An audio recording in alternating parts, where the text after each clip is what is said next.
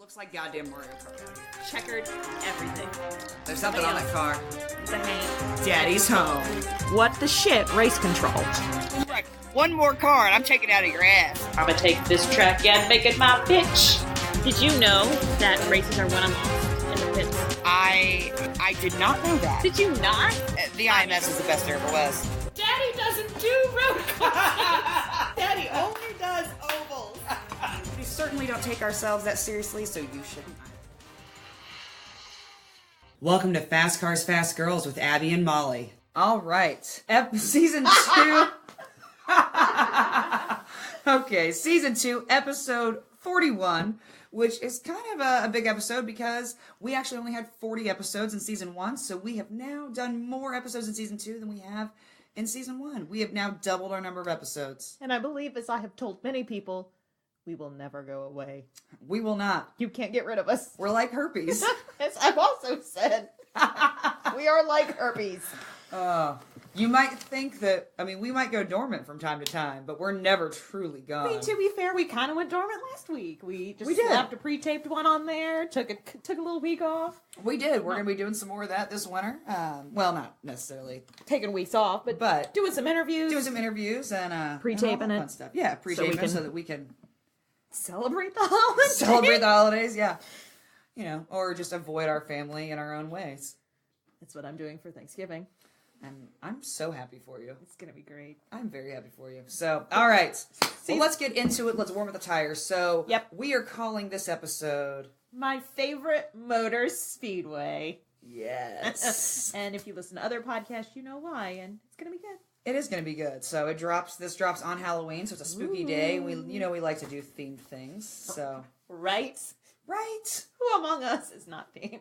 Exactly. So... My favorite motor speedway. Let's warm up these tires. Let's do it. So we're going to cover some news. Our woman of the week is Beitske Visser. Betsy Reisker. We will be doing some true crime that involves the IMS or Speedway, because it's all right there. It sure is. And then we'll have some shit we didn't make up about unlucky green. The unlucky color green. Okay. Everything you've ever wanted to know or never cared to know about why green is unlucky in racing. I really feel like it's going to be the latter for most people, but you're going to learn today. You're going to learn today, son! Learn about green. Oh, I'll tell you what, the number of times I wish I could say that at work when somebody's like, blah, blah, blah. You about to learn today! I don't care. I've been told that's unprofessional, though, so... I just want to turn into Tommy Lee Jones from The Fugitive. Harrison Ford. I didn't kill my wife, Tommy Lee Jones. I don't care. I don't care. That's not what he's here for. He's here to get you. Whether he did it or not, he doesn't care. Right. Makes no difference to me. I was contracted to retrieve you. Yep. Makes no difference to me whether you're guilty or innocent. I just got a job to do. God. All right, well, some news. So Ed Carpenter Racing. Ed Carpenter Racing's been in the news. Also, we didn't do news for like a couple of weeks, so... There's some things to, catch up on. Just real quick, because obviously, so next episode that drops on the 7th, we'll kind of do the deeper dive in all the news stories, but we do like to pretend like we report on the news. So, so number one, Jordan King is out. Poor Jordan King. But it's all right. Ed Jones is in, though. Ed Jones with Scuderia Corsa. Yes, so... Which I really like to say a lot. I know you do. I enjoy it. Scuderia Corsa. It's fun to say. I love it when you say it with the Italian accent. I know. It's been a long day. Scuderia Corsa. Scuderia Corsa. It just rolls right off the tongue. It just does. If I was a little looser, I could roll the R a bit better, but I can't right now. Well, if you were a little looser. Maybe I'd have a husband. That's the scary truth. Well, that's it. Happy Halloween, guys. We're packing it up. See ya. That's not true at all. No, because I'm not married either, and not being loose is not something that I've ever been accused of. So, well, all of a sudden this turned into a real truthful episode for all of us. So Jordan King's out, but Ed Jones is in with Scuderia Corsa. Scuderia Corsa. So he's the road course buddy. He's Ed Carpenter's road course buddy. TM. Trademarking. Exactly. Or two Eds, one car. So interesting. I love Ed Jones. So I'm glad that he's got a home. Yeah. I think that he's going to do really well with Ed Carpenter Racing. That's what ECR does is it takes these talents and grows them. I think, unfortunately, we did see a bit of that with Jordan King. We did see some of that, but yeah, but just not quite enough. And I don't know. I mean, I don't know the ins and outs of how that decision was made, but I would love to see Ed Jones remain with Ed Carpenter Racing because I think that he is a stellar driver. Yeah, and I know that Ed Carpenter doesn't want to become a farm team per se, and to have a solid driver like Ed Jones remain with them for a while could really help them build a solid team that could be a serious championship contender. Well, and I think after this year in 2020, I mean, we're already talking about 2020 and we're not even started the 2019 season, shit's gonna have to change at ECR because I don't know if you saw Fuzzies is out. I did see that. I say that's new as of today. As of today. We're not breaking it, Avi. But yeah, Fuzzy Vodka out. Now, Ed said they're still going to go on for 2019, but can you afford to have a part-time driver? Like, that part-time rideshare is going to be really looked at, I feel like. I think so, too. So, Ed better win the 500 this year. Yeah. One of those Eds better win the fucking 500 this year. And Ed better win a 500. Those two Eds. Yeah. Spencer Piggott, best watch yourself, son. I mean, come on, Spence. I enjoy you. I feel like Ed's going to stay in 2019. Rep one more car of mine and I'm taking it out of your ass. This is the year when we really see Dad Carpenter. Yeah. Oh, yeah. Like mean Dad Carpenter, though. Like Ed's going to be standing in the pit box, and as soon as Piggott gets out of the car, he's going to be taking his belt off. Yes. He's going to become like our fathers. Go pick yourself a switch. Yes. I'm going to look up at one point. Dad's chick's just going to be there, too. Like, I heard that somebody needed a paddling. And I'm here to yell. That's a paddling. Record car? That's a paddling.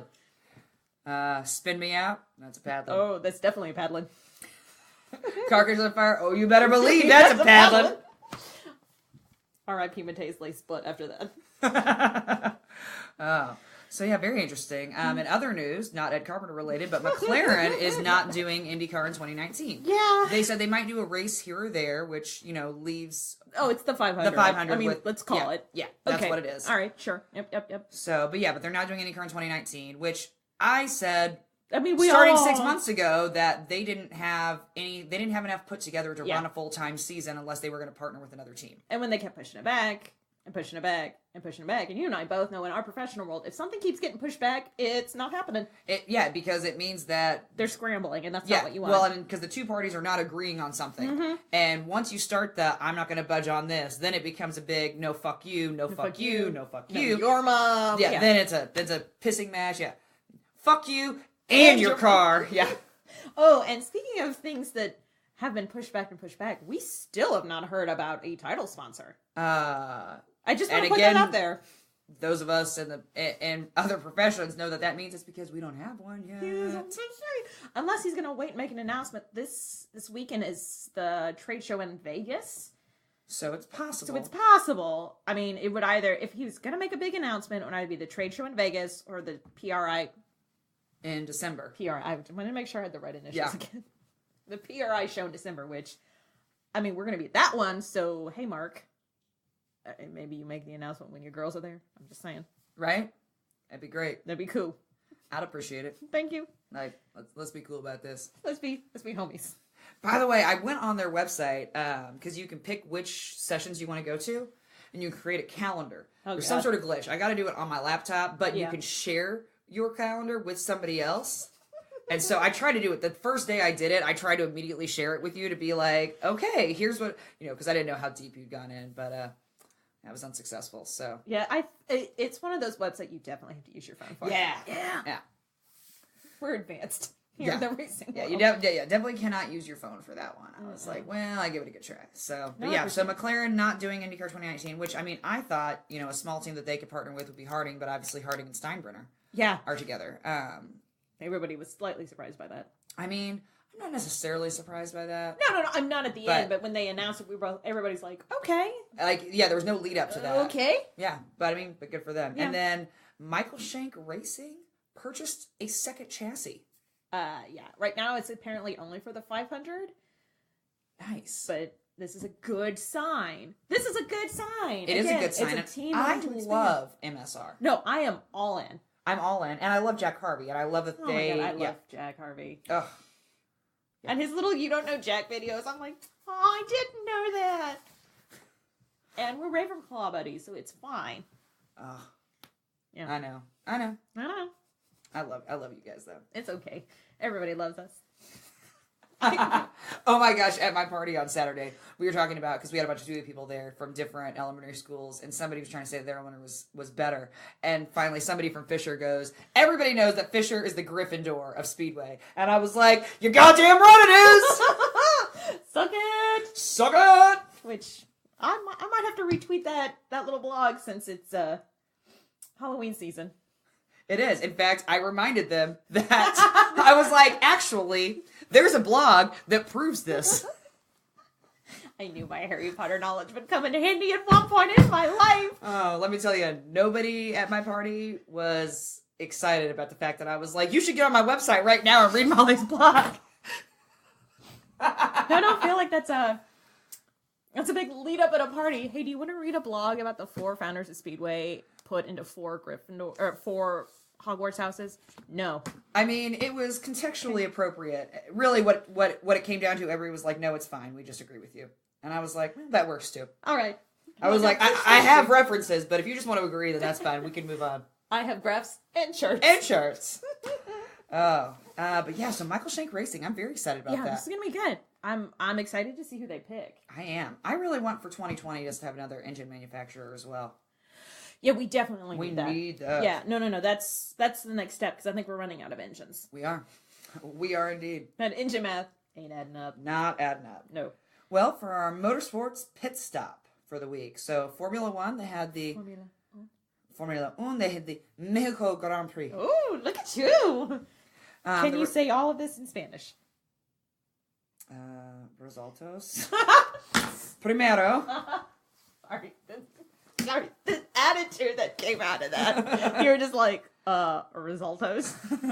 Primero, Max Verstappen in Red Bull. Mm-hmm. Segundo, Sebastian Vettel, Ferrari. I think it's Tercero. Tercero. I don't know. Kimi Räikkönen, Ferrari. The standings, mathematically, Lewis Hamilton has already won the series. Yeah, 5-time champ. 5-time champ. It's he, Michael Schumacher, and Juan Manuel Fangio. All right. Fangio. Fangio. It's. I'm Italianizing it, so. Yeah. All Romance languages are the same. I don't know. They're all the same. Yeah. You know what? I've heard that before. I don't know that I've told that story on this podcast. Oh, you have. I have. Okay. I was like, if not. It's one of my favorites. All right, so Lewis Hamilton has already mathematically won the series, but they still have 2 races left. Yeah, they still got 2 left. What's the point? I mean, just shut it down. Right? If I were Lewis, I'd be like, I'm cool, guys. Right? Like, I wouldn't even show up and I'm like, I'm going to take my vacation early. Right? Like, I feel like that's what you get when you win, right? Yeah. Extra vacation. Put that out of office on the email and dip. Currently second in the standings is Sebastian Vettel. And third is Kimi Räikkönen. Yes. The next race is the Brazilian GP. Oh, Brazil. November 11th, D-Day. But not in Brazil. But not in Brazil. I don't believe that. No. No, I don't think so. Yeah, so they've got 2. So NASCAR, it was Martinsville 2, Hillbilly Boogaloo. Which apparently there's some shit that went down actually on the last lap. So Joey Logano won. Denny Hamilton came in second, and Martin Truex Jr. in third. Right now, the standings are Kyle Busch, Toyota, is number 1. Martin Truex Jr. in the Toyota is number 2, and Kevin Harvick in the Ford is 3, or third, as it may be. The upcoming race, November 3rd, is the AAA Texas 500 back at Texas Motorspeedway. All right. And they've got... Get ready, Ed. They got about 3 races left. Yeah. Because they go back to back to back, but somehow Formula One ends like Thanksgiving weekend. Or the weekend after Thanksgiving, depending on how you look at it. Yeah. Anyway. So, but yeah, they're wrapping up as well, so. They are. About to be that time of year where... Nobody's racing. Yeah, we have to find other shit to do. NHRA just had the Vegas Nationals. You know I love it. They're all Nationals. It just makes me laugh every time. The redundancy. It kills me. The winner of the Top Fuel was Steve Torrance, who is also the current leader in the standings. He clinched it. Oh, he clinched it? He done. All right, cool. He doesn't need to show up either. All right, good deal. Funny car was J.R. Todd. Current leader in the funny car standings, Robert Height. Pro Stock this week, Bo Butner won. And that's not a name that we have said, actually. So, good job, Bo. I think that's his first win this season, I believe. I don't know. We didn't start this partway through, but it's the first one since we started doing this. But there you go. You can pick up your trophy later, Bo. Right? Pro Stock leader currently is Tanner Gray. Yes. So. Would you like to read the upcoming? Yeah. Because I love it. So the upcoming race is in California, and it's the Auto Club NHRA Nationals. Although this is the finals. So it's the final national final. It's the Nationals finals. There you go. Yeah. All right. So our Woman of the Week this week. I have written this out like 3 different ways. I think it's Beitske Visser. Beitske Visser. She's Dutch, so it's gonna be It's Beitske Visser. Or the V sometimes is pronounced like an F, so it could be Visser. Visser. Yeah. Anyway, she is Dutch. Yeah, she's Dutch. Which is why I say there are very few things I know about words in the Dutch language. I know that the V is sometimes pronounced as an F, and that there's a lot of Dutch names in South Africa. That's it. That's all I know. That is true.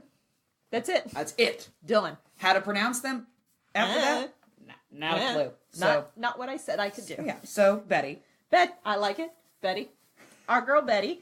So, like a lot of people in racing, there's kind of a family member who raced. So her father raced touring cars. She started in like 2007 in karting.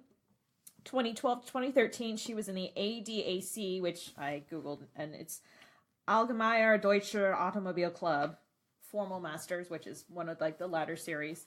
She had 3 wins, 2 poles, so not bad. Well done. Not bad. In 2014, she went into the GP3 series and the Formula Renault 3.5. Again, still ladder series.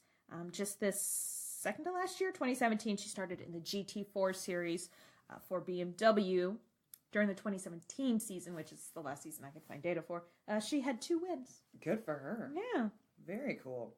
Some cool facts about her. Cool facts. In 2016, she joined a student team at Eindhoven University of Technology. Their electric open wheel broke the track record for electric at Zandvoort, going 16 seconds faster. So it broke the record by 16 seconds. That's not a little bit. That's a lot of a break. Yeah. That's a lot. Mm-hmm. Her goal is to be a DTM driver. Yeah, the Deutsche Touring Master. Yeah, excellent. I mean, that makes sense. Her dad drove touring cars. She's been doing these. Yeah, she's been doing these. Ladder series that kind of all feed in and out. Each other. Yeah. Some really cool important things. I mean, all female races are important. We kind of like to find the interesting things. In 2013, she was part of the Red Bull BMW Junior program. And then in 2017, she joined the BMW Motorsports Junior program, and she was the first woman in that program. Oh. So that's pretty good. That's very cool. That's pretty badass. Very cool. I was here for it. Huh. I like it. A quote of hers. I really noticed that when I was younger, in kart races, a few male drivers forced me off the track because they did not want to lose to me. When I then started to win a lot of races, they started to respect me. I don't have those problems anymore. Hell yeah. She's like, so they didn't like it. They tried to push me off the course. I kicked their asses. I said, yeah. She threw out that big dick energy. She did. I don't think we can say. I think we can. No. The female. No. I was like, bleh. Nope. No, because it's not the same. It's not cool, no. You don't want to be known as Nope. For BPE. No, doesn't sound right. No. She is on social media. Her Twitter is, at Beitske Visser, BEITSKEVISSER. That's also her Instagram handle, and I'm sure at some point we will tweet a quote of hers using her Twitter handle, and we will also put something on our Instagram story using her Instagram handle. So, in case you missed how that was spelled, you can follow it on our social media, which if you're not following us on social media, you absolutely should. We're on Insta, we're on Twitter, we're on Facebook, we're on Snapchat when we're at live races, but as for now, no, not really. No, not really. And everything you can find on our website, www.fastcarsfastgirls.com. You can link to all of our social media from there. Mm-hmm. And you can send us questions on there. You can look at pictures. Most of our pictures are on Facebook because the way our pictures are set up on our website is just weird. Yeah. And we don't like it. And we're working to fix that, but bear with us in the meantime. So the rest of our pictures are in albums on Facebook, which you can find us, facebook.com/FastCarsFastGirls, or just put in Fast Cars Fast Girls in the search bar of your Facebook page. Twitter is @FastCars317. Instagram is @FastCarsFastGirls. There also are photos on Instagram. There are lots of photos on Instagram. There's photos on Twitter too, but just not as many. Yeah, but yeah, Insta and Facebook and Facebook. Yeah. And while you're also there, please, you're listening to us, but if you've not subscribed, subscribe. Then you never miss an episode. Then it pops up on your phone you get an alert. Hey, there's a new episode. It's Wednesday morning. Good morning. Here's an episode for you. Here's a new episode. And yeah, make sure that you like us. Give us a rating. Yeah, please. If you're on Facebook, make sure you like our Facebook page. We want to continue to grow that and grow people on there and have better discussions with more people involved about different things going on in the racing world. Yes. So the more people we have, the better. The more different points of view and different kinds of conversations we can have on there. We're a very pluralistic podcast. We are. We are the People's Podcast. We are the People's Podcast. I think somebody else has said that, but I'm going to say it anyway. No, we are the People's Podcast. Yeah. We are for the people. Everybody else can suck it. Wait, no, everybody else is the people. Yeah. The people cannot suck it. They can if they want to. What two consenting adults do behind closed doors is their business. There's precedent on that. There is precedent on that. Definitely give us a rating. Share us. If you know other fans who are looking for good podcasts. I mean, we're a good time and we're informative, so it's the best of both worlds. It is. We like to laugh. We like to drink. We like to throw just pepper in some facts here and there. You're gonna learn. You're gonna learn something, and you definitely won't be bored. I can guarantee that. That is a guarantee. And you can ask us questions, and we're answering questions. We got 2 in. One we'll answer this time. One fit better for next week's episode. So, Chad, don't worry. We are definitely answering that question. I've got a page of references already. It's bad. It happens. But our girl, Juliana, sent us a question on Instagram. So, I'm going to pose it to you. And then I will answer it, obviously. And we put this on our Facebook group. So, we got some answers there. What female racer would you like to see back in IndyCar? Or if you're frisky, what up-and-coming female racer would you want to advance into IndyCar? All right. Well, as far as who I'd like to see back in IndyCar, only because I didn't get to see her race that much, I would love if Sarah Fisher came back. I thought about that too. Yeah. Because I just love Sarah Fisher. Yeah. More recent drivers, I would say Simona is probably my pick.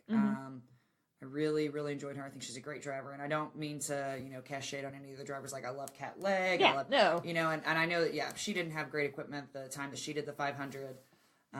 But yeah, so I mean, I enjoy her too. But Simona, I feel like really put in a lot of work, and she did not get the notoriety and funding and sponsorship that she should have at the time. So I think that's my answer for that one. As far as up and coming, I don't know if they're quite ready, but the up and coming that I'm most excited about would be Sabre Cook and Bruna Tomaselli. I mean, they're both great drivers, and they're just awesome to talk to. Definitely. Oh my gosh, their passion, their excitement, their drive.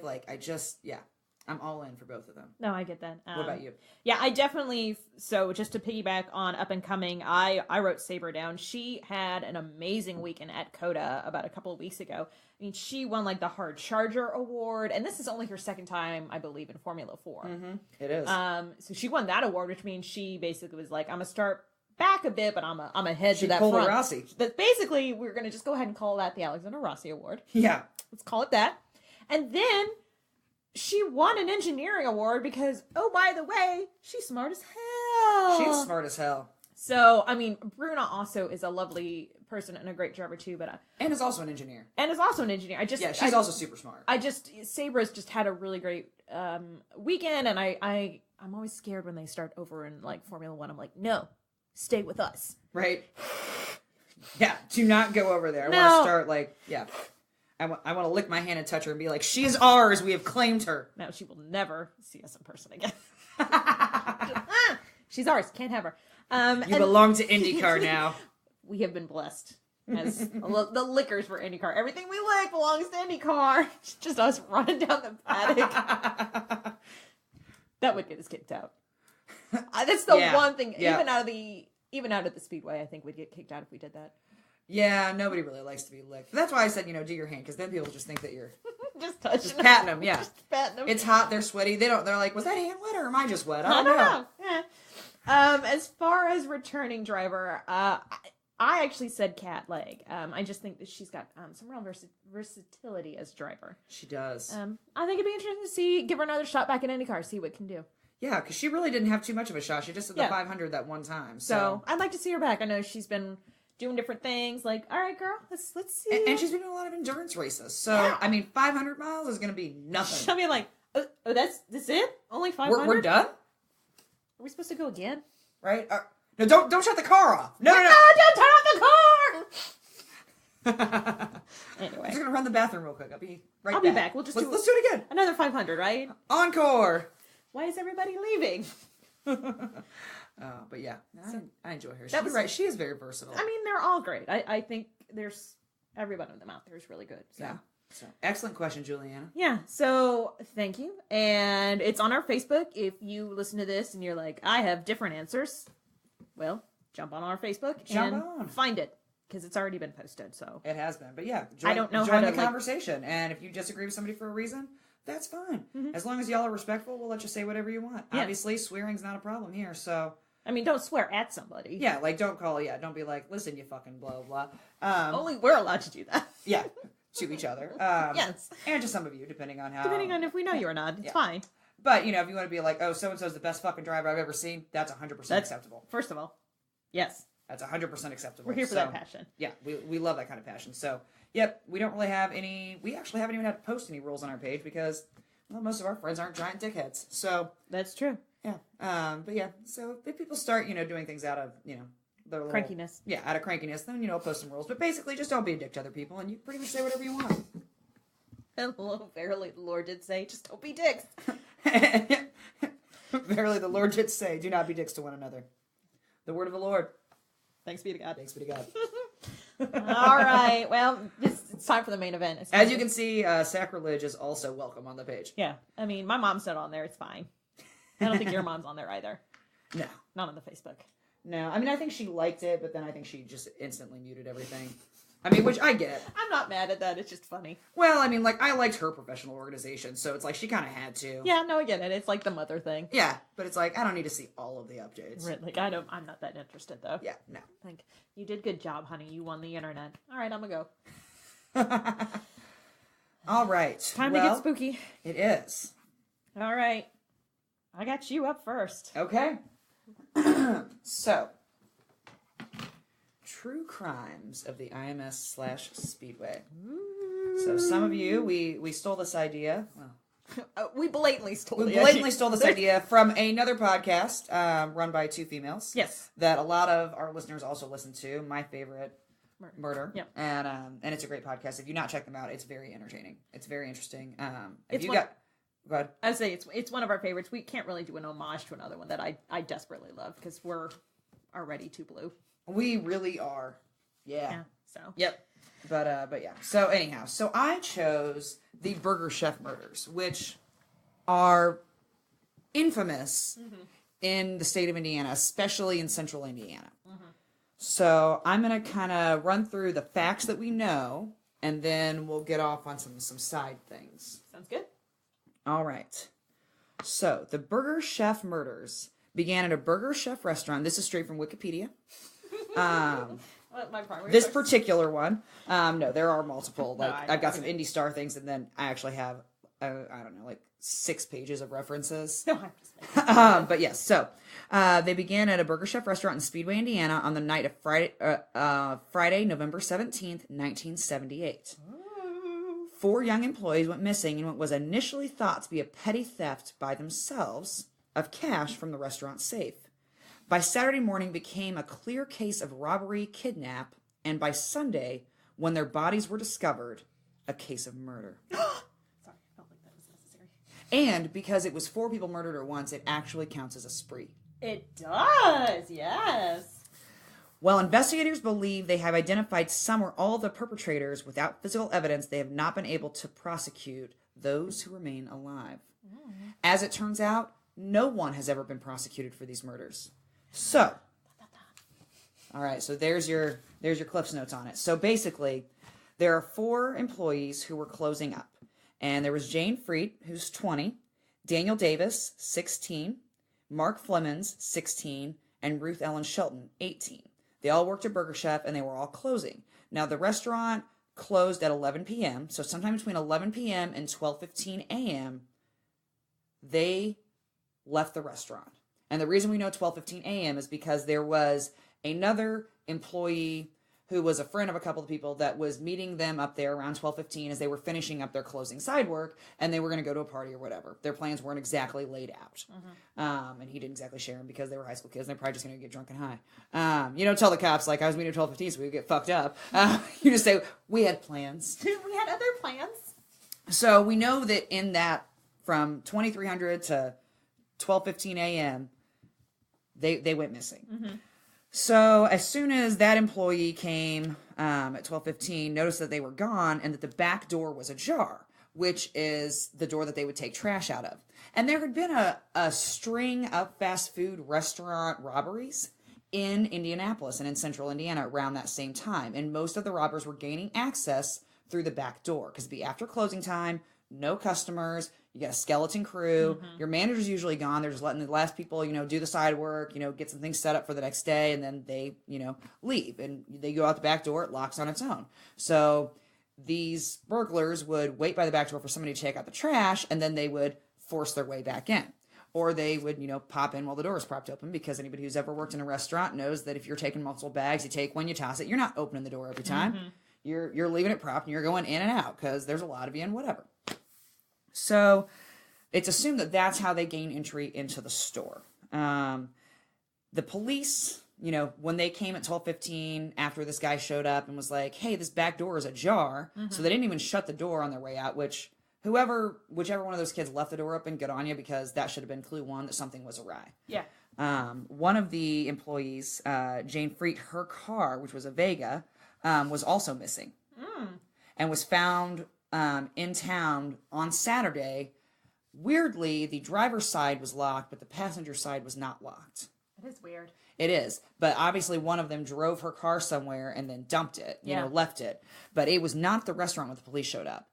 So, the cash that was in the safe was somewhere between $500 and $518. So the police thought it was just 4 kids who, stole some cash and went out to party and, thought it was the 70s. Things like this didn't happen very often. So they thought, sure, they're probably just out having a, time of their lives out tonight. They'll turn up tomorrow. Nobody thought much about it. I don't even know if anybody called their parents. Yeah. I mean, they might have, but, it wasn't, nobody thought that it was a big deal. So they shut the door, they called the manager. The manager was like, yeah, that sounds about right to me. And so the cop, he was like, do me a favor, lock up the store. And so they did.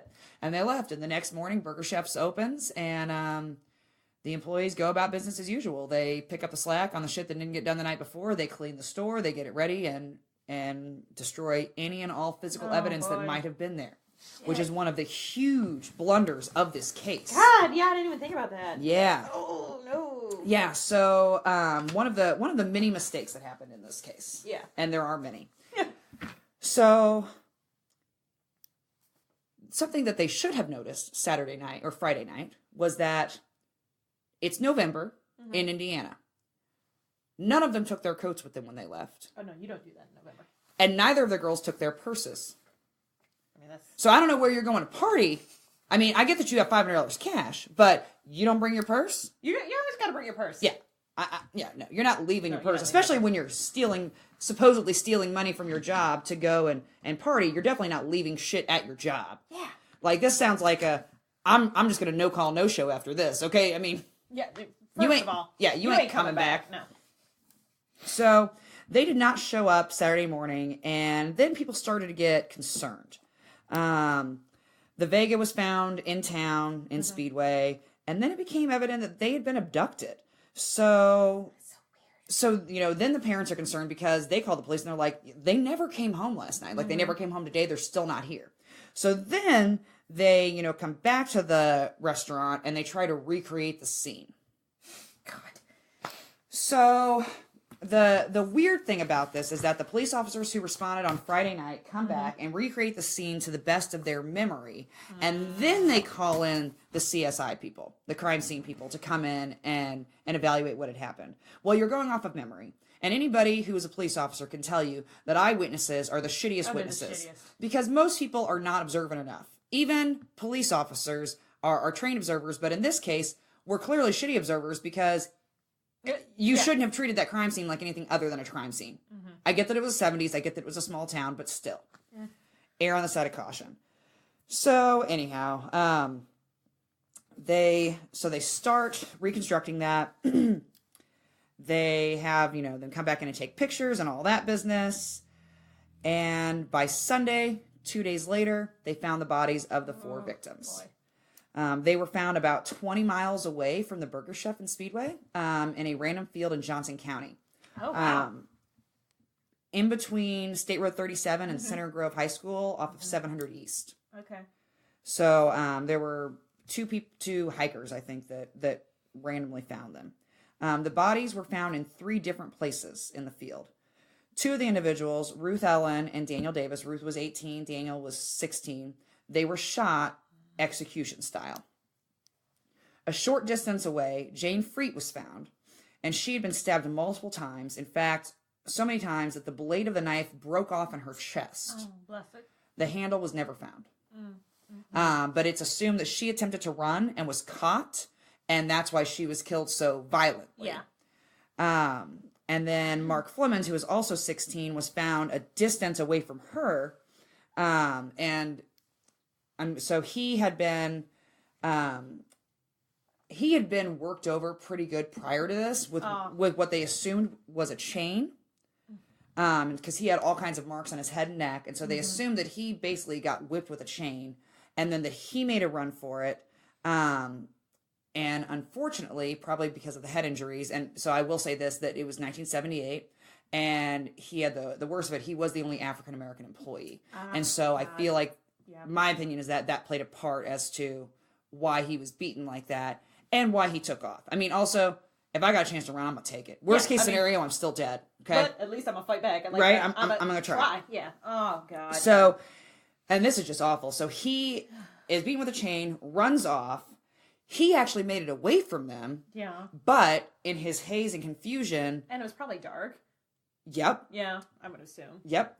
Ran into a branch of a tree and smacked himself in the head, and knocked himself out, and he ended up actually choking on his own blood. Oh, damn it. Yeah. Now, there's a few things that, it's believed that if he had been found one day earlier, then he might have survived. If he'd been found on Saturday, not Sunday. Or if he had fallen a different direction, fallen on his side so that he didn't choke on his blood. But, who's to say? Yeah. But yeah, so I assume the intention was that they were going to kill all 4 of them, and they probably only had one gun, and they shot the first 2, and the other 2 were like, "Fuck this, right? I'm out." Oh yeah, my goodness. So as far as other mistakes, let's see. Some of the officers on the scene claimed the Indiana State Police had moved some of the bodies before the forensic technicians of the coroner even arrived.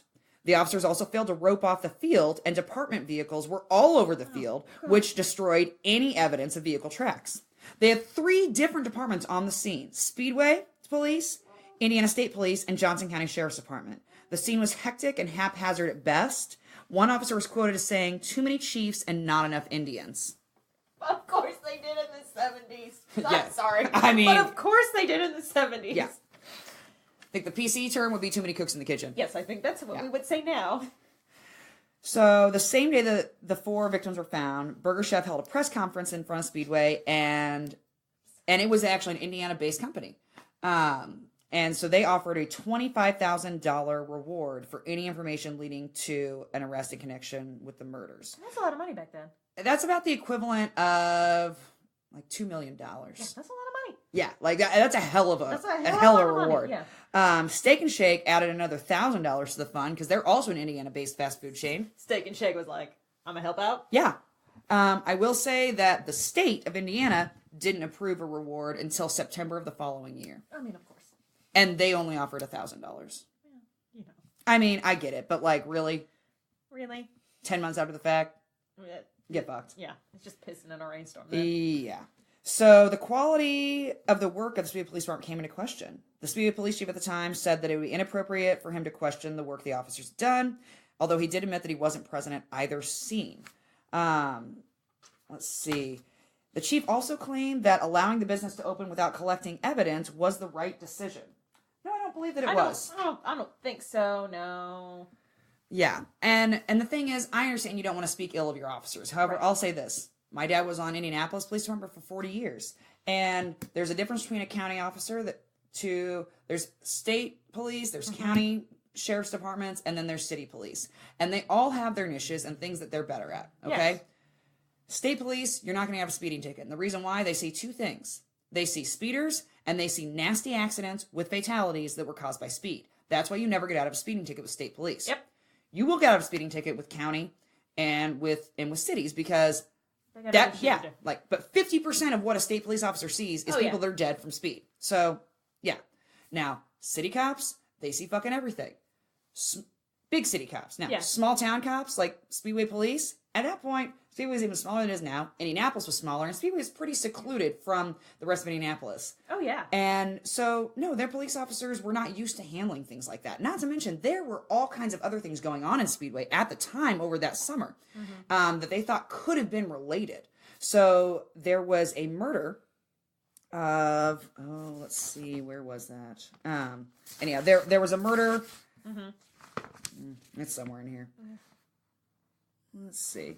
But it was a woman who was murdered, and they think that they think they know the guy who did it, but they were concerned about that because there had recently been a murder, which was a big deal in Speedway. It was a big deal. And there was the Speedway bomber over the summer. Yeah. So there were 6 bombings, 5 of which didn't harm anybody, 1 of which injured a man and his wife. We should cover that next year. Yeah, right? It's pretty anticlimactic. I looked it up. Yeah. But anyhow, so they were concerned, is this related to Speedway bombing? But, Speedway Police Department really had a lot going on. They had a bomber on the loose, and they had a fucking unsolved murder. Yeah. And then this happens. And it's like, no, you don't want to call their work into question, but maybe you recognize when you need to call in the big dogs.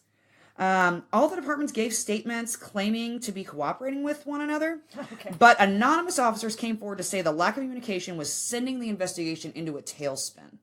Not surprising. When you this was within weeks of the murder. I mean, within a week or two of the murder. They were already saying this is a cluster fucking half. Officers were not allowed to give statements to the media at the time that the bodies were found due to orders given by the Johnson County prosecutor, Charles Gantz. Ken York is a retired detective turned private eye, and he was on the case from the beginning. And Ken is the guy who gave an expose to the Indianapolis Star a couple years ago. Ken's my boy because he holds back no punches. Yes, Ken. So he didn't have anything nice to say about the way the scenes were handled during the numerous interviews he has given. He's never had anything nice to say. He believes that all scenes should be treated as if the worst case scenario is at hand. I would agree with Ken. I tend to agree with Ken. I agree with Ken on that statement. Yep. Let's see. A witness came forward stating that on November 17th, they had seen 2 individuals in the Burger Chef parking lot at about 10 o'clock. At the time, it didn't seem suspicious until the bodies were found on Sunday. He described one of the men as being fair-haired and the other one as having a big beard. Big, bushy beard, like biker-looking beard. Okay? Based on the witness description, the state police had sketches, and then some artsy people, either art professors or like grad students at Purdue, actually made 3D busts from these sketches that are still housed in the Indiana State Police office. In fact, there is a shit ton of evidence. They just can't link it to anybody. Right. They have no links. So nobody thinks that they intended to murder these kids. They think that it was a burglary gone wrong. There's a lot of theories, but basically everybody comes back to the fact that nobody thinks that these people intended to kill these 4 kids. Because this is a really shitty way to do a murder. Although I will say they got away with it. Yeah, and I think if you this is gonna feed right into like the shit you and I read and talk about in our off time, but like, yeah, you're not going to kidnap 4 Burger Chef employees to kill them. Like, that's not your purpose. Like, no. That's like a weird victimology because it was all different ages, all different sex, all different races. Like, no, that's not what you're doing. No. And so what they think happened is that they came to burglarize the place and that they were recognized by one of them. And they think that it was probably the oldest one, Jane Freet, the 20-year-old, because she had just transferred from the Plainfield Burger Chef. And so they suspected that one of the robbers was a regular at that Burger Chef. Ah, okay. Yeah. And then came to Speedway 1 and she recognized him. And so then they all were getting killed so that they weren't witnesses. Yep. Oh, damn. Yeah. Let's see. There have been many people questioned, but later that year in December of 78, there was a report of a man at a bar in Greenwood who had been bragging to his buddies that he had committed the murders. And so somebody overhears this, and they call the motherfucking police. They were like, I'm a snitch. Yeah. I'm an anonymously snitch, though. Right? I mean, ain't mad at you. I mean... But also, don't be bragging about crimes in a bar. I mean, I get that Dumbass. snitches get stitches, but don't brag about it. In Right? an Like, open you're forum. snitching on yourself, Right? dumbass. That's a self-snitch. Yeah. So, the police questioned him, and he, in fact, passed his polygraph. He actually was not involved in the murders. But he did give up the names of individuals who had been in this fast food robbery group. Ah, well, that's good. So, Ken York, again, who I love. Our boy Ken. Our boy Ken. He's one of the officers that helped look for the suspects that were given by the man from the bar. That search led them to Franklin, Indiana. The officers found a man that fit the description and didn't have an alibi, but this did not constitute enough evidence to take him. That man who had a beard was threatened with a lineup and told that there was an eyewitness. Now, there was just the witness that saw people in the car, but he was threatened with that. That resulted in him going completely clean-shaven. Prior to this, he looked like Forrest Gump at the end of Running Across America, okay? Oh, he rolls in the next day looking like Captain America. Or like Forrest Gump before he starts running. Yes. I think it's important to note that Ken York had known the man for 5 years, and in those 5 years, he had never once had a clean-shaven face until he was threatened with that lineup. Seems pretty shady to me. Sketchy, sketchy, sketchy. The bearded suspect's next-door neighbor was another suspect in York's opinion. He wasn't named in this particular one, although he later served time on an armed robbery charge, Sure. where he used a shotgun, thus earning him the nickname Shotgun. Like pork chop. Exactly. Also, if you hang out with somebody named Shotgun, don't. Yeah. Don't. No. So the third suspect fit the description of the fair-haired man. He also served time on unrelated charges. Both of those suspects were offered a deal if they would give up information in the Burger Chef murders, but they held their ground, saying they knew nothing. So, yeah, that's very interesting. That is interesting. And I'm going to come back to that because Ken York has a few other thoughts on that. Let's see. So there was another suspect, Roger Dale Stafford, in March of 79. The police checked him out because he was convicted of murdering fast food workers in Oklahoma. So they checked to see if he had been in the state at the time. Okay. He was cleared of any suspicion. Yeah. I mean, because there were a couple different fast food robberies and murders and things happening across the country. So it was like, well, fuck, let's see how this plays out. Were you around? I mean, it doesn't hurt to ask. Right? Sure doesn't. No. Sure does not. So yeah. But yeah, he was cleared of any suspicion. 2 men that were convicted of a double murder in Milwaukee were out of the suspect list. They were ruled out, although it says without much effort. So we'll see about that. Was that Ken's little addendum up there? I'm sure that it was direct from him. That's a Ken quote. Yeah. In 83, a Marion County inmate claimed that a man he had served time with admitted to be responsible for the murder. The suspect was in custody at the time, and the evidence was substantial but not conclusive. The inmate claimed the suspect said he was a drug enforcer, had gone to collect a debt from one of the employees, but then another employee had recognized him and there was no choice but to get rid of the witnesses. No name was ever given to the suspect. This lead appears to be another dead end where there's not enough evidence to connect the suspect to the murders. I'll also say that they did suspect that, like, Jane Freed had, knew a few dealers because, she smoked pot and whatever. It wasn't like hard stuff. I'll also say nobody kills you if you owe them a debt of money because you can't get money from a corpse. Say, like, that's not what you do. That one to me, I'm calling bullshit on that. Like, did she maybe know some of these people through other things? Yes, but nobody was coming there to kill somebody to get money. You can't get money from a corpse. That's dumb. Yeah. You can scare a person and get them to pay you, but you can't kill somebody. They're not paying you after that. Yeah, and you're not going to go to jail for yelling at somebody. Like, the jail time for trying to collect a debt is a lot less for the jail time for murder. So, yeah. Yeah. So, in January of 1980, Ken York and another officer were on a special task force set up to solve this case. They approached the Johnson County prosecutor requesting arrest warrants for 2 suspects, and they were denied. Does it say who the Johnson County prosecutor was? Probably the same one that wouldn't let them talk. Let's see. Maybe not. There would have been an election between those two. It's fine. Well, no, because it was only a year, because it was 78 to January of 80. All right, never mind then. So, yeah, whoever it was would have still been. Yep. So yeah, that was denied, which is interesting because the living suspect, Ken York's primary living suspect, still lives in Johnson County. Damn. So I wonder if he owned that prosecutor. I'm about to say that's very telling. Oh yeah. Yeah. So Ken York has stated he believes the 3 individuals that were involved in the murders have already been questioned and let go on lack of evidence. He believes that the bearded suspect from earlier played a part in the slaying. This suspect has passed away due to a heart attack. There have been claims that this man's son has confirmed that his father was involved in the slaying. The fair-haired man and shotgun have never been charged. And what's interesting, and Ken York points this out, is that, let's see, or no, that's, okay, so that's it with those. And then there's a few other suspects that are also questionable. All right, so the other suspects, sorry, I got lots of pages here. Graphs and charts. Graphs and charts. All right. So, all of this shit, which by the way, in evidence, and they were all still in their uniforms and all that business, but yeah, the uniforms are still in. There's like 24 3-ring binders full of notes, cassette tapes, like anybody that's ever talked to the police about this, like it's there. So the case, and there's an officer on the state police that is assigned this case at all times. Up until a few years ago, it was State Trooper William Stoney Van. Which is like the greatest name for a detective. Oh my gosh, right? Detective Stoney Van. Shit. Amazing. So he actually retired, I think 2 years ago now, but he was like 71 at the time. Thank you for your service.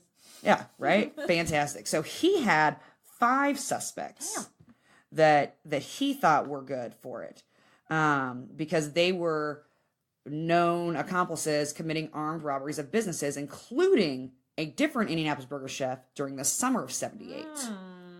These crimes were similar in that they came in through the back door at closing time.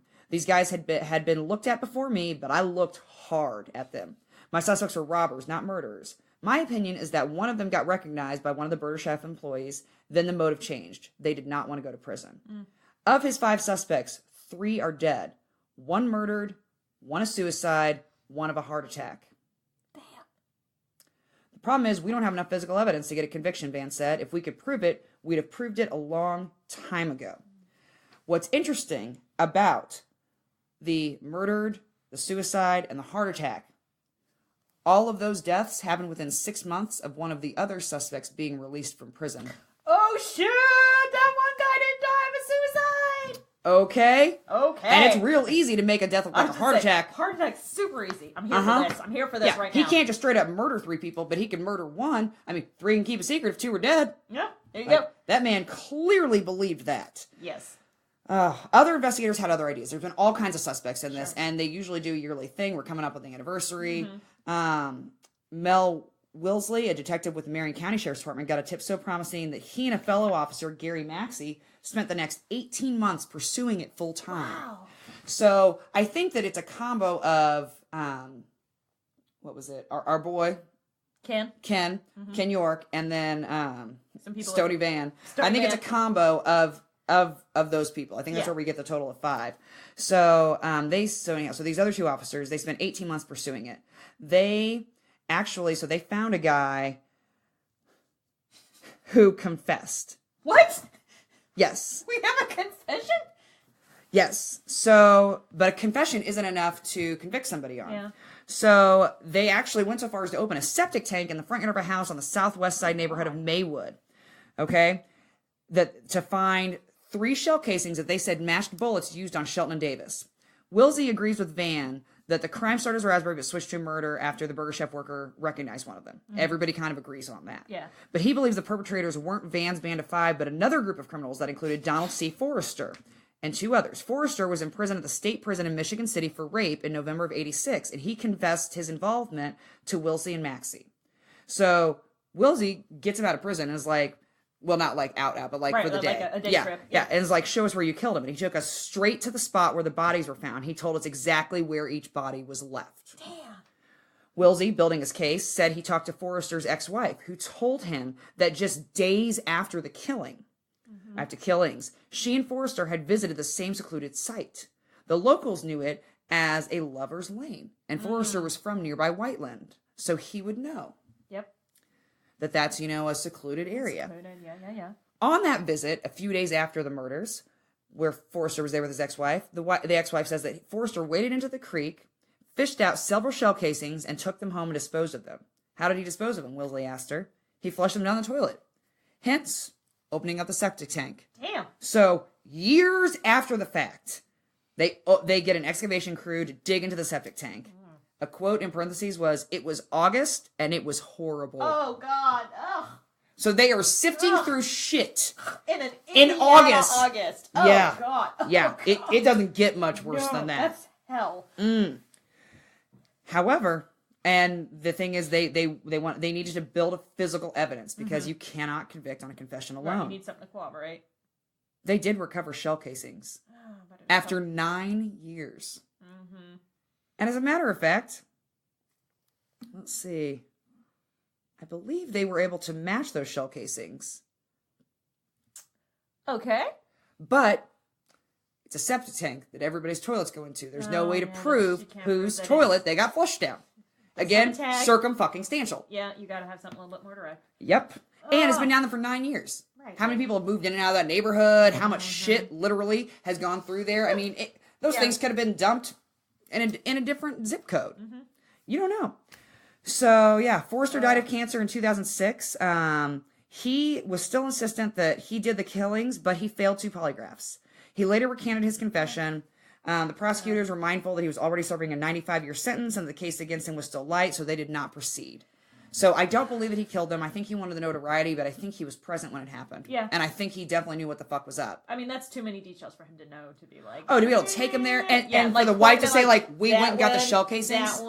That where, like, no. No, like that's, you either were there or you know who did it and they fucking told you about it in grave detail. Yeah.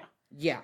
And did he go back to get the shell casings and then flush them for his own evidence, or he go back because he wanted to have leverage over somebody else who was involved? I mean, it could go either way there. I mean, you just never know. So there were all kinds of other theories. Motorcycle gangs did it for quick cash. Not likely. Somebody owed somebody drug money. Again, not likely. Or that had something to do with the so-called Speedway bomber. But also that turned out being a dead end. Yeah.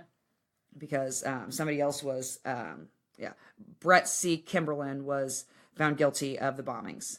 Or found in connection with them like 3 years after the fact. Now, the murder that they were curious about was Julia Cyphers. She was a 65-year-old wife and grandmother. And she was murdered in July, which in September is when the bombings were. So murder in July, bombing September, and then kidnapping and murder for Burger Chef employees in November. So it was a very terrifying time to live in Speedway. Yeah. Licia's mom was in high school at the time, and she actually used to work at Burger Chef. Like, she knew the people that got killed. Oh, my She went to high school with them. Yeah. Like, crazy. I mean, like, most of my friends' parents that are from Speedway, like, they either worked there or knew somebody. I mean, it was a BFD. Now, Brett C. Kimberlin, they believe that he actually killed Julia Cypher because he knew her daughter and granddaughter, and I believe he was romantically involved with her daughter.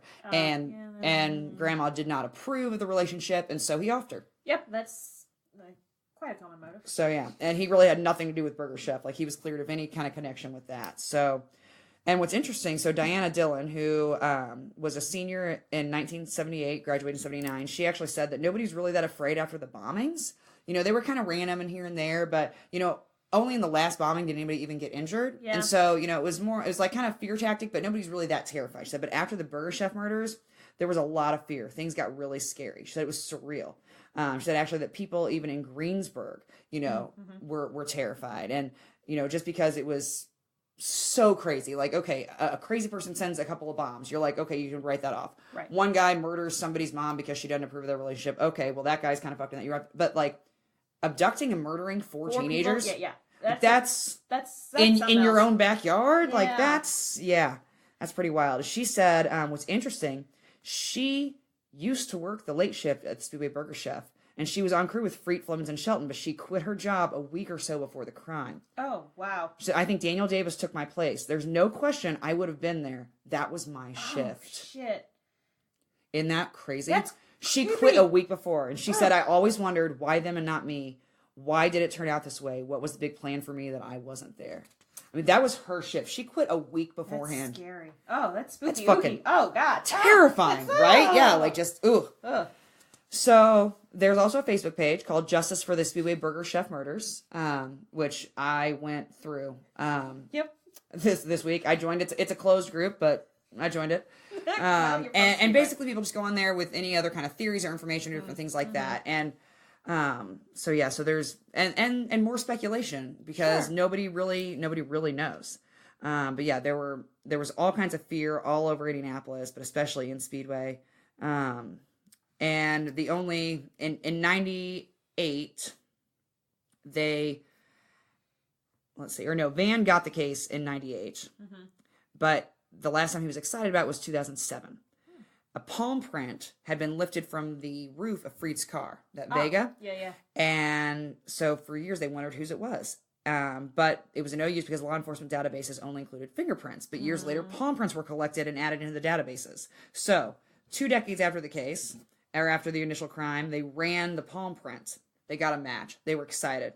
Unfortunately, turns out that it belonged to a man who had been arrested for misdemeanors such as disorderly conduct, et cetera, and he was a friend of Flemon's older brother. Damn.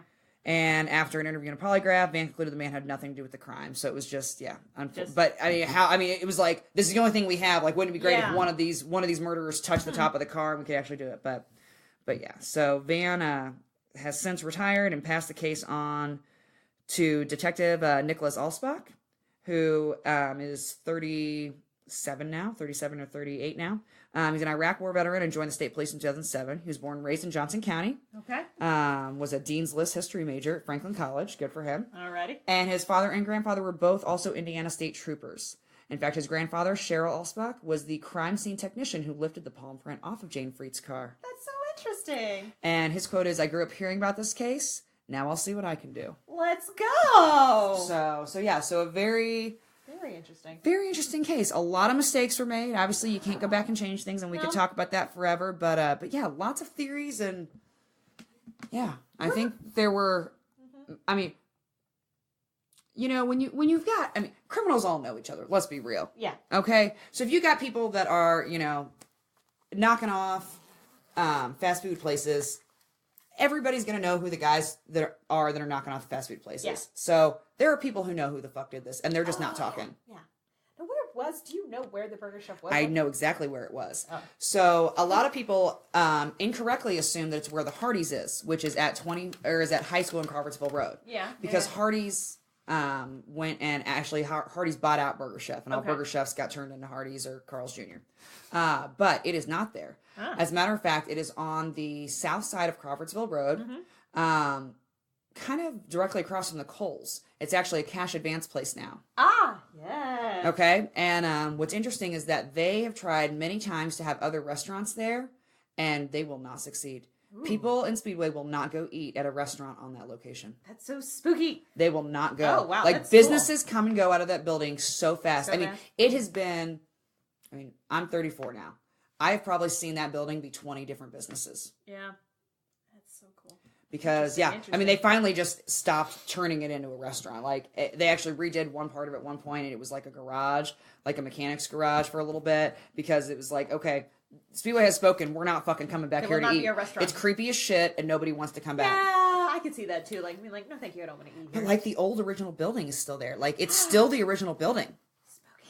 Yeah, I've not been in, so I don't know. Not that I was alive in '78 to know what it looked like then. But I'm sure obviously they painted and done things, but I don't know how much is original on the inside. It's not a restaurant anymore, but the outside of it, the facade has been painted, but it is still the same. And it is very clear that there was a drive-through at one point. You can clearly tell that it was a fast food place. So new goal for our podcast for next year is we will solve this murder. Let's do it. Okay. No, I don't want any part of that. Did you hear that? That motherfucker killed 3 people in addition to the 4 he already killed. I don't want any part of that. Yeah, if you're listening, we're not going to find you. It's fine. Yeah. Which, by the way, Ken York, his main suspect, still alive, still lives in Johnson County. I go to Johnson County a lot. Okay. Johnson County is actually closer to me than Speedway. Sure is. Yeah. And the other main suspect, the one that was released from prison shortly before 3 of his comrades died, also still alive and well in the city of Indianapolis. Well, that's horrifying. Sure is. I don't like these murders where they're not solved. Well, the good news is it's been enough time that whoever did it is probably too old and feeble to kill either of us. That's good. So we're pretty spry. I feel like yeah, we're pretty spry. We could outlast. I think so. Yeah. But yeah, isn't that wild? That is so wild. Very wild. I mean, good on Jane and Mark for trying to run away. Yeah, I mean, I think at the end of the day, that's about all you can try. Is like, well, I mean, you got to give it a shot. I got maybe. Right, you got to take it to a secondary location. As everybody knows, never go to a secondary location unless you're at a racetrack and there's a golf cart involved. And there's a golf cart involved, and then always go. But yeah, no. Any other time, if you're abducted, do not go to a second. Don't go to the second location because you ain't coming back alive. Okay, just never go to a second location with somebody you don't know. Period. Again, unless it's at a racetrack, but like in college, don't go to a secondary location with anybody. No, just don't go. No. I mean, that's the kiss of death. Going to a secondary location. Don't do it. No. Yeah. Also, don't get involved in a land war in Asia, but that's a different story. That's a different story. We don't have time for that right now. And never bet with a Sicilian when death is on the line. Oh God. So, Burger Chef Murders still unsolved. I would say the most famous murders in the town of Speedway. I would agree with that, yes. Yeah. I mean, I've heard about them my whole life. Yeah. And my parents didn't even go to Speedway. We weren't even, I'm first generation to graduate from Speedway. Okay? I'm first generation Speedway? Yeah. My dad's from Pittsburgh, my mom's from Frankfurt. Yeah. Nope, definitely not. Nope, definitely not. So, all right, what's your murder? It's the Elmer George murder. Ooh. Though technically I'm not allowed to call it a murder, because I have a license and I know the Elmer George family attorney. So it's not a murder, but it's a murder. There's a death. Somebody died. We all accept the facts. Somebody has died. So it's the Elmer George, not murder. 3 characters are involved. Okay. First of all, we've got Mary Elmer George, whom, if you've been to any of the 500s, is the old lady who says, "Ladies and gentlemen, start your engines." Start your engines. She is the only child of Anton Holman, who, as we all should know, is the chairman of the IMS, and Mary Fenrick, who was an heiress, I found this out, to a cigar fortune in Evansville. Interesting. That's a sentence I don't think I would have ever believed happened. Who knew that Evansville Thank had you. cigars? I read it, and I reread it, and I reread it. So, Mary Elmer George. I mean, I guess it makes sense because Evansville's a port city. It's a port city, and Kentucky Kentucky grows a shit ton of tobacco. So really, if you're going to have a cigar plant anywhere in Indiana, Evansville's really your best bet. It is. Got more access to more of Kentucky. That's true. As we know, and as most listeners should know, she was the chairman of the Indianapolis Motor Speedway from 1988 to 2016. She took that over after her mother passed, who took it over after Anton Holman passed. Prior to becoming the chairman or chairwoman, she was part of the HOW Racing. It's a racing team which fielded sprint cars for many drivers, including Eddie Sachs and Elmer George. Oh, and speaking of Elmer, who is her husband, that's how they met. She and he married April 19th of 1957. They had 3 daughters and a son, Tony George, as we all know. Yep.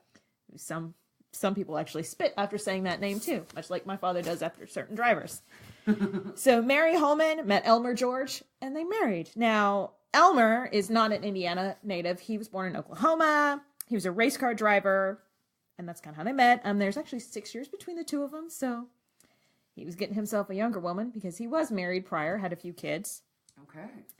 He was not doing the second family doing thing. that second family thing. Not that great of a driver, actually. Like it's. Yeah. He drove in the AAA and the USAC championship car. He was their sprint car champ series in '57, but his driving was from 1956 to 1963. Okay. So that's how he spanned. He drove in 3 Indianapolis 500s. The first one.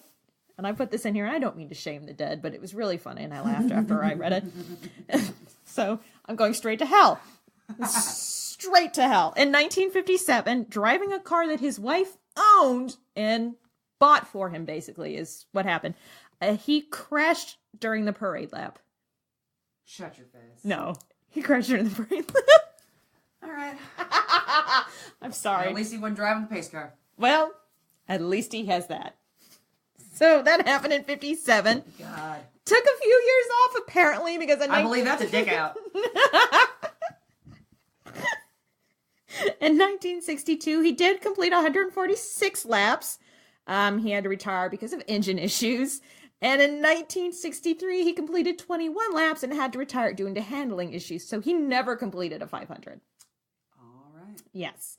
After he retired as a driver, he actually ultimately became director of the IMS radio network, which is still in existence today. It sure is. Yes. That was in the late 60s when he became that, and he was obviously the director of that until this fateful day. Now, there is one more person I have to talk about briefly, and this is Guy Trollinger, which sounds like a name that Gaston would also go by. Yes. Guy Trollinger. And when you figure out, so he was the horse trainer at the Holman George family farm in Terre Haute. Yeah, he was also Mary Holman George's boyfriend. Yeah. Yeah, I mean, like, at that point, you're like, okay, yep, he was the boyfriend. He was her houseboy. He was her pool boy. Her pool boy. Yeah, cabana boy, whatever you want to call it. Yeah, he was training the horses, but that wasn't all of it he was there for. Yeah. He was training, no, I don't know. I can't make a joke. It's not there, but it's there. Yeah, so he... to this day, she still gets aroused when she smells hay. Here's a Winnie. Sorry. Oh, about the dead, too. Well, no, Mary's not dead yet. That's true. Yes. We're all... I can say that about everybody. I know. I didn't mean it. Yeah. I know. She's not dead yet. True. So when this first happened, there's a lot of rumor and innuendo about Guy. Like, I don't think it was forthcoming that they were in a relationship. No. But later on, Mary just finally started calling him her boyfriend. Yeah. She was like, oh yeah, he was my boyfriend at the time. And everybody's like, yeah, no, we know. No shit. No shit, Sherlock. So. Oh, and Guy lived on the family farm. He had like a little house and everything because he was the horse trainer and they needed a little love shack. Now, didn't Mary have like a marriage before that ended? That she like applied for divorce within like 4 weeks or something? I don't know because they divorced. No, I think that this was her first marriage. I don't think it's. Maybe there was a second one. There might have been a second one. There might have been a second one. That's okay. Yeah, so on May 3rd, actually, of 1976, following 18 years of marriage, Mary filed for divorce from Elmer. We're assuming, because of the events that happened, Elmer moved away from the family farm in Terre Haute. He didn't leave his position at the IMS, which is interesting because all of my sources were like, the Holman family hated him at this point. Yeah. He kind of I mean, if they're letting Mary openly have a live-in boyfriend, they clearly hate him. Right? Like, he's not...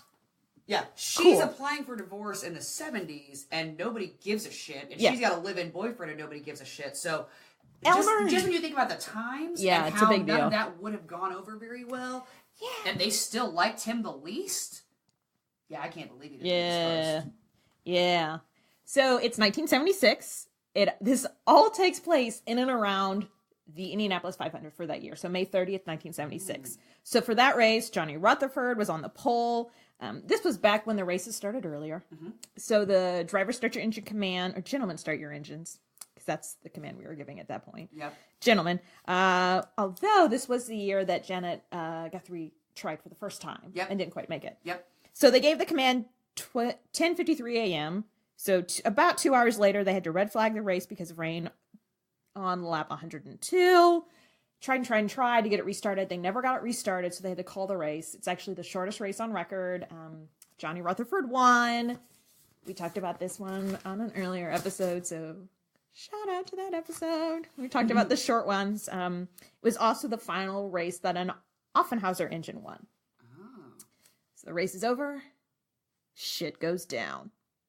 Because I'm betting with rain delays, everything else, like, we all hate it as fans and it makes us cranky. I'm sure, like, all of the staff is just losing their fucking minds. Oh, yeah. Because you've got a short race, everybody's cranky, everybody's been trying to get this all taken care of. So after the race... Not to mention, the longer it rains, the longer you have to stay at work. Because you don't have a time when you get to clock out. You're there until you're there until everything is done. Yeah. Yeah, like, we know it from interviewing people. Like, oh, no, we can be here until 2 o'clock in the morning. And I'm like, no, I get it. I get it. I'm not happy about it. I'm not happy, but I get it. Yeah. So at some point after the race, Mary and Elmer get into an argument. And Elmer's next move, we can guess the argument was about Guy. Because he decides to pick up the phone, call Guy, and tell him that he needs to leave.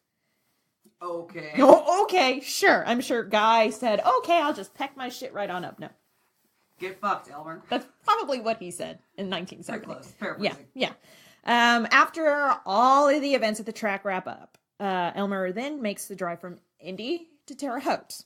We know that Mary stayed in Indy. She was not involved in this, and I really want to stress that, just in case that attorney is listening. He's not, but just in case.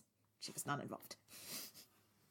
So, the first instance, Elmer drives past Guy's house and fires his gun and yells at him to leave. Just fires, drives by. Warning shot. Get out! Yeah, a warning shot, which... I'm still married. This is still my shit. Get the fuck out. Right, like, pop, pop. Get out. Motherfucker. Yeah. And then at some point, 1 a.m. the next morning, May 31st, 1976, Elmer decides it'd be a great idea to break into Guy's house. It's never a great idea to do that. No. It's never, especially after you fired a warning shot. No. I mean, don't do it. Ever. Also, don't fire warning shots. But don't fire warning shots! Because the laws of gravity still apply, and what goes up must come down. Oh, I was looking at it more from a legal aspect, is then now it's showing premeditation. Well, yeah, now you've exhibited threatening behavior with a deadly weapon. Yeah, that comes into play, actually. So he decides he's going to break in. So he breaks into Trollinger's house, and we know both men have guns because of this investigation, which I'll talk about that in a second. They both had .22 caliber guns. Elmer had a pistol. Trollinger had a shotgun.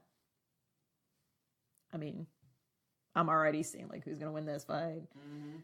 Because you don't have to aim as well with a shotgun. No, you don't. No, you don't. So we know that Elmer's gun was fired at least twice. So the first shot, the warning shot, and then the second shot when he busted into the house. He fired his gun at least twice that evening. He was shot 6 times by Guy. With the shotgun. Good God. Yeah, that's whew. Overkill. That's actually 5 times. I don't care. It's Doesn't 5. matter. Overkill. More than one is overkill. Obviously, he did not survive. No, he probably looked like hamburger, like ground beef after that. So, yeah. So, he passed, and the state investigated and called for a grand jury. And this is when I get to play my little song, because I knew my law degree would come in handy. They called a grand jury, which is amazing, because I fucking love grand juries, because you get all of the information in a grand jury. So, legal moment. A grand jury is a prosecutor's tool, actually, because the defense is not even present at a grand jury.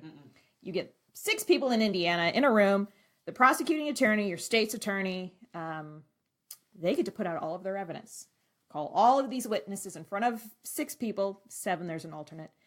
And at the end, basically, it's, do we have a case or not? That's what you're asking this people. Yeah, do you think we have enough to convict? This is what we have. So, it's the we're not sure what we have here tool.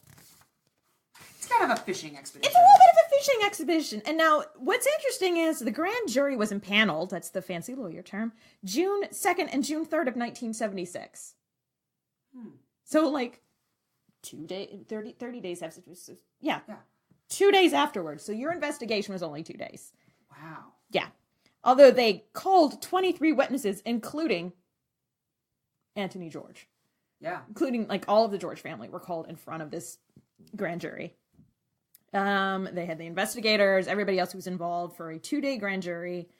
And the charges that they were going to bring against Guy were assault and battery, which is interesting. There's a lot of choices, but assault basically means you're going to go through with the act. You've put fear into somebody. Battery is you've actually touched them. You don't have to touch to get an assault, but you have to kind of make that like flinches, 2 for flinching before you hit them. That's why you can get an assault charge for spitting on a police or spitting at a police. At a police, if you touch them with a spit, it's battery. Yeah, but you spit at them. Yep. Like, yeah. So that's already interesting. The prosecutors. 2 for flinching. I love you. 2 for flinching.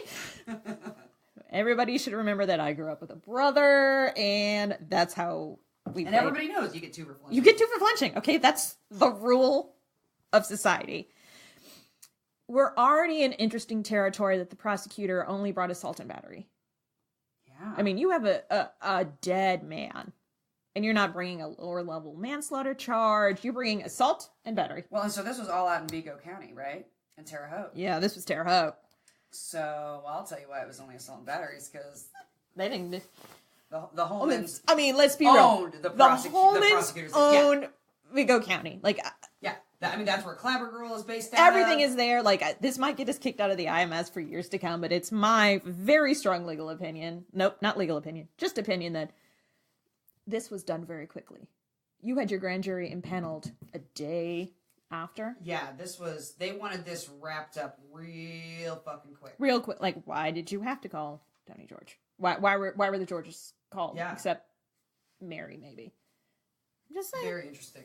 So, second and third, grand jury was impaneled on the fourth. To nobody's surprise, I really feel like they returned with a no bill, which means we're not going to press charges. The prosecutors said it was a justifiable homicide. Looking into it, it does fit under self-defense. If you think about what happened, Elmer first drove by and fired the gun. And then he broke into the house with a gun, and under Indiana law, if somebody comes at you with deadly force, You are allowed to return. you can said deadly return. force. So self-defense means equal to equal force. Yes. Somebody can't come into your house and smack you across the face and you Shoot them dead. Well, technically you can. It's a whole thing under the Castle Doctrine, but this is not a Castle Doctrine case. But yeah, it's like somebody can't, throw an egg at your house and you come out with a shotgun and shoot them in their car. Yeah, no, that's not it. So no, you can match. yes. Now, was there a lot of this push to get everything wrapped up? Yes. You're goddamn right, because the Holmans, the Holmans didn't want their name in the newspaper for weeks on end. And they actually, just had this race. They got finished short. short. It's a quick race. People are the last cranky. thing they needed was more bad press, so they were really wanting to wrap this up. And in my research, I found 2 newspaper articles. And granted, it's the internet now, so like I didn't go through Michael Fish, but like only 2 articles on this. Yeah. Which it should have been a bigger story. Again, but they donated money to that paper too. I'm just saying. But alternatively, even if they did a full, robust investigation, I think looking at everything, it probably still would have got knocked out for self-defense because he broke into the guy's house with a gun and shot at him. We know he shot at him. Well, and he had already called him and threatened him and told him to get the right. hell out. And he had already driven by and fired a gun in or around his premises. So there's already this fear and aggression. Well, and he has already laid the groundwork that he's aggressive. Yes. And that he's, so acting in an erratic and aggressive manner. I get, like, on the one hand, some shit definitely was afoot. But on the other hand, I see. So, Guy was actually never formally charged with the case. It went down as a justifiable homicide. And in that case, you're kind of free to go.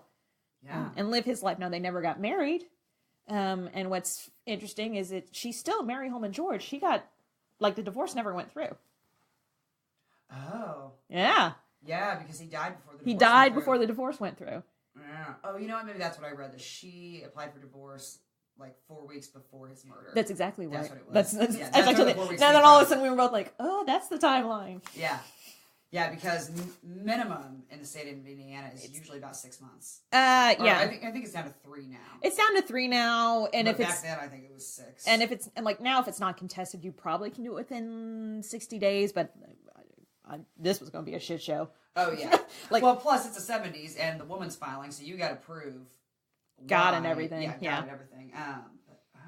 So he went free. Now, what's very interesting is a lot of people have these. Well, she probably kept that. I mean, she probably was going to keep that last name regardless because her kids have that last name. I know a lot of people do that just because for ease. Yeah, maybe. Yeah. Maybe. Because I feel like if she wanted to drop the name, she could have. She probably could have now. It's just the divorce never went through, so it's very interesting. Very interesting. So there are a couple of theories. Yeah? Go ahead with your theories. Yeah. Well, no, there's no theories about what happened, but a lot of people say that Elmer kind of got a last laugh at the Holman family because within 2 years, Dan Gurney's white paper went out, and within 2 years, the carp split happened. So some people say, like, there was probably some shady going on, but Elmer had the last laugh because he was just like, well, my ghost is going to fuck with this.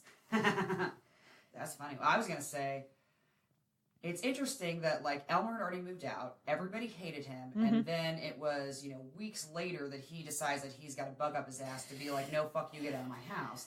And I almost wonder, conspiracy theory in me. No, I'm here for it. If they instigated and tried to rile him up so that they could justify a self-defense claim, because since that divorce didn't go through, she got life insurance money. Oh yeah, and I'm positive that because of that timing, because of the time we talked about, a divorce filed by a woman is much harder to win back then. Like this was a time like women still didn't have the full rights. Well, we still don't have now, but yeah. Back then, I mean, this is prime bra burning time, okay? Yes. So... the ERA was a huge deal in the 70s. I mean, so, yeah, I mean, because she got all the life insurance money. She got anything that he owned. Yeah. Like, you know... Because that divorce didn't go through. Nothing went through. I mean, had they planned this out? Pretty genius, actually. I mean, this is conspiracy theory I'm here for. But it's just a theory, and I need to, again, state that. It is, again, just a theory, and I have I have no legal training whatsoever. But I do like to make wild accusations. There's some stuff. So Elmer is actually buried in Calvert Cemetery, Terre Haute. I know this because we kind of talked about this, if you recall, the very first episode of this season. We touched Mary. Mary was our Woman of the Week. We we brushed through it real quickly because I was like, I don't know. This is super interesting, but I don't want to get into it. My mom sent me all of the information about Elmer's gravesite because this is what women from Southern Indiana do now. Yeah. So he's buried in Calvert Cemetery in Terre Haute. The family farm actually was deeded out to Rose Holman. It was a sell, but... but no, it was. They actually donated a shit ton of money to Rose Holman. Yeah, so... money and land. Hence... Holman. Yeah, that's why it's, Rose Holman. But yeah, it was a 1,100 acre property in 2017. They sold it to Rose Holman. So that's the murder involving the IRS. And that cemetery, I think it's on Rose Holman's campus, isn't it? Probably with the name Calvert, I would imagine so. I think it is. Yeah. I think I went there. I think I walked through there the one time I dated a guy from Rose Holman. I've seen a picture of the gravesite because, again, this is what women from Southern Indiana do. They send you, here, I found all the info on his grave. Okay. Right, well, yeah, I said I was dating a guy from Southern Indiana, and it's like, well, let's walk through the campus. Which, pro tip to everybody in college dating, nobody wants to go on a walking tour of your fucking campus. Let me be clear about that. Unless it's Bloomington. Yeah, because it's gorgeous. Because that's a gorgeous campus. If you are going to a campus that is relatively flat and pretty ugly, like, unless there's something cool to see, stop doing it. Stop making us pretend that we're interested. Because we're not. And that goes right out to you, Mike. You know who you are. Mike. I won't say your last name, because it is distinguishing. But nobody wants to go on a walking tour of your fucking campus. But yeah, I'm pretty sure I walked through that cemetery. God, I think I did that with my boyfriend at Purdue. Everybody did. And that's an ugly campus. It's ugly as shit. God, the campus is so ugly. Yeah, stop. You know what? Just stop. Stop taking us on walking tours. We're just doing it to be polite. Yeah, we really don't want to. No. I mean, let's be honest. Do you want to come on a walking tour of our shit? No. No. No, you don't. We gotta look cute and walk? God. Why? The two cannot exist. Yeah, that is fascinating. It's really interesting. I'm glad that that the guy was, kind of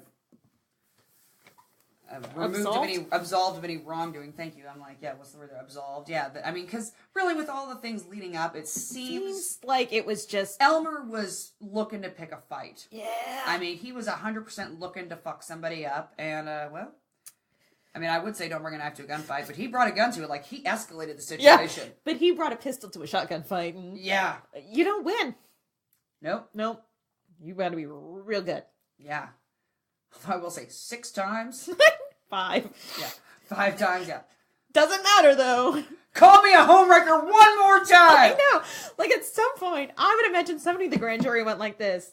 How many times was he shot? Because these are Vigo County farmers. Yeah. Impaneled for this grand jury. They all went, well, they shot him 5 times with that shotgun. I mean, you guys are slowly starting to figure out why we are the way that we are. Like, this just didn't happen overnight with us. It didn't. This episode, I think, explained a lot, though. Yeah. Like, I don't think people understand the amount of readings and stuff that we do about, like, weird, random shit. Murders and true crime. Yeah. Yeah. Yeah. No, I'm so here for it and into it, especially local shit because I know all Right? the places. I love it. We should do this every year. I actually it's been redacted, but in that article, it actually the initial one that I read a couple years ago, I don't remember which bar it was, but it actually listed the bar on the south side that they all hung out at. Which if you live on the south side, you can probably guess which one it is. Mm-hmm. So very interesting. Yeah. All right, well that was it for our spooky. Our true crime. True crime. My favorite murder speed. One unsolved murder, one solved. I mean, I don't believe that there is any question. Murder that they got away with. Dun, dun, Dun, dun. dun, dun. Shit we didn't make up. Unlucky green, which, sidebar, not unlucky for us. Not unlucky for us. Oh my god. Because we're Irish. And green is always lucky for the Irish. I, again, continue to gesticulate wildly through my pen. Okay. All right, so it started in 1910. Yes. There was a race at the New York State Fair. Lee Oddfield was driving a green car. Said car went off the track and killed several bystanders. It then continued in 1920, yes, 10 years later, in Beverly Hills, California. So, opposite end. Opposite end, sea to shiny sea. Gaston Chevrolet, who, yes, the brother of Louis Chevrolet of the Chevrolets. Yes. Of the Chevrolet cars. He was driving a green car in a race. Wait, of the California Chevrolets? Of the California Chevrolets. How your mom and them doing? How's your mom and him? Anyway, he was driving a green car in a race and was killed. And it is because of these two incidents that we generally accept that green cars are unlucky. That's it. That's why. 2 incidents. Yep. 2 incidents, 2 years apart, or 10 years apart. 10 years apart. Opposite sides of the country. They are unlucky. Although nobody must have told Ed Carpenter Racing that. Because them fuzzy livery, one of them is green. Mm-hmm. And Danica Patrick said, well, you can just take your little superstitions and shove it, because the GoDaddy was green, and it was a number 13. Sure was. I bet that bitch had some peanut shells. She just went, just hit them all! Throwing them around. Trifecta! It's funny how little things like that get started. It must have been, that it was like this. It's like a superstition. Yeah, and like the internet, everything was like, I mean, these are the only 2 reasons people find, and it just like blows itself up into this huge thing. Well, yeah. Green cars are unlucky. And there probably are lots more undocumented anecdotal evidence of green being unlucky. These are, major things. The New York State Fair. Like, okay, the year that the stage collapsed at the concert at the Indiana State Fair. Like, that's going to live in Indiana forever. State Fair history forever. Like, that's always, everybody's always going to know. New York State Fair, like, that's a BFD. Yeah. It flies off and kills people. Like, it's also a BFD. That's a BFD. Yeah. And then Louis Chevrolet's brother dies. Those are 2 huge events. But I bet in addition to those, I understand that those had a lot of notoriety, but I guarantee that, there's all these like little mini, I bet smaller races. Oh, my brother was racing with somebody else and there was a green car and they died. Yeah, and that car crashed this person. I'm sure that there's lots of other anecdotal evidence that. But isn't that funny how that happens? It is. Just and it's one of those, like they always say when you, nobody else who unless those of us who looked into like crime and things like that know. Yeah. But you never want to have a narrative and try and find facts that fit the narrative. You want to let the facts dictate the narrative. Yes. And so once you've decided that green is unlucky, you will be surprised with how many things you find to support that narrative. Exactly. Because you were already skewed, you're already biased. And so I think there's probably a lot of that it's like, oh, this and this happened. Was there green involved? Was there green? Or peanuts! So, but yeah. This is our very spooky episode. So what do you have for a white flag? Well, my white flag is, if you're giving out candy tonight, make sure that you reward kids for creative costumes, because I always do. If you have a costume that I really enjoy, like every kid gets a piece of candy, okay? Sure. But if you do a great job, you get a couple pieces. If you really make me laugh or think or like whatever, you might even get a full handful. So very nice. I encourage the rest of you to do the same. Let's encourage creativity in these kids. They stare at their phones way too much as it is. They get too much screen time. So if they're creative with their costume, give them a handful of candy. I like that. Let's reward that. I like that. So happy Halloween to everybody. Yes. Unless, of course, you grew up like Molly and I, and in that case, enjoy dressing up like a Bible character. It is Yes. the devil's holiday. Yes. So stay home. It's All Saints Eve. It's not Halloween. Or All Hallows Eve. All Hallows Eve, yes. What's your white flag? Well, you were really positive, and I just want to continue to send out some positive vibes to our boy, Robert Wickens. Heck yeah. There was a lot of stuff in the news today, this past week, now that we're heading into it, but he, I believe, actually was transferred out of RHI. Excellent. From what I can gather from keeping on his Instagram. Yep. He's, I think, at a specialized area. There's been the news that, as we all kind of suspected, there was paralysis, but there's some like nerve action. So there is. Let's continue. It's not consistent, but it is increasing. So and I believe that's a good sign. It is. Let's continue to send some positive love his way and to Carly and to everybody at Schmidt-Peterson Motorsport. Absolutely. Rallying behind him. Yeah, and you can still send them cards. Yeah. So, you're thinking good thoughts and hoping that that the recovery keeps going well. Because again, like we've said before, after that initial rush, things really die off. And so it's important to know that people are still rooting for you and still have your back. For those of you, if you have any like medical questions as far as, like what all that means, because I will say his injury was incomplete, which is a good thing. Yeah. They have a better chance of recovery when it's an incomplete. So I did not say this publicly on our podcast, but at the time when I told Mom what I suspected the injuries were, so he had an incomplete spinal cord injury, which means that the spinal cord was not severed. There was swelling that cuts off some blood supply and things for a period of time. So a complete injury would mean that spinal cord was severed completely, or that below that mark was dead. Yeah. Like, it did not receive oxygen for enough time that it is not going to come back ever. Well, I won't say ever, but it's like 0.0001%. Yeah. So anyhow, so his was incomplete, so that's a good thing. That means that he's got a better chance of recovering more, more movement, more control.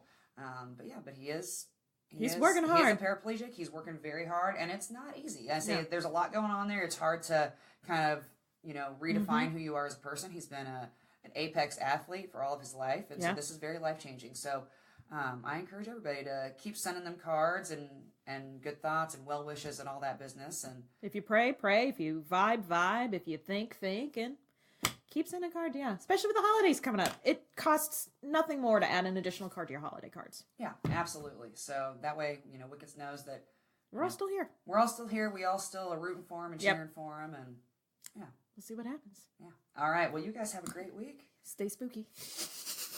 Don't say spooky. Don't fire off any warning shots. Don't fire off any warning shots. Don't go to a second location unless it's a racetrack and it's a golf cart. Bye.